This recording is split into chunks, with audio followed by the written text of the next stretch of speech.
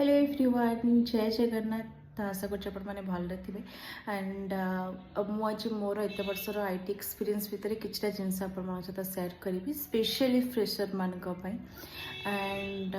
First कथा है IT रे तीन जिनस बहुत मैटर करे जोटा मु पर्सनाली फील करछि अलग लोक कथा अलग।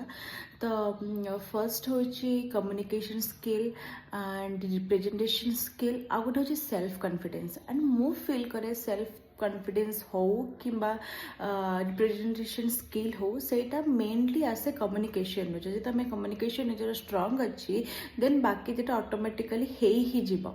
तो स्पेशली फ्रेशर मानक मु कहवाई चाहिए first just improve your communication skill and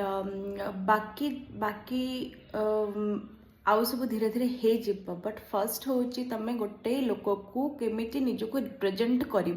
सेटा हूँ first important thing. And Odisha रे गोटे प्रोब्लेम होची माने ओडिशा रे आमे एते इंग्लिश रे कम्युनिकेट करूना तो से मोर ओडिया पिला माने लैक करी जानती एंड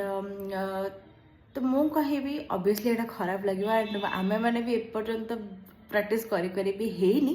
बट स्टिल गोटे एडवाइस बोली भावे तो निज निज सांग मान भितर इंग्लिश रे कम्युनिकेट करने चाह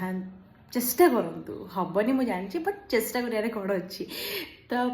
third year second year third year निज निज सांग मान भितर फैमिली आगे तो कथा लाज लगे ऑब्वियसली तो निज निज सांग मान आगे कम्युनिकेट करवा स्टार्ट करूँ तापर जिते नुआ जॉब हो तो आप इजी हो।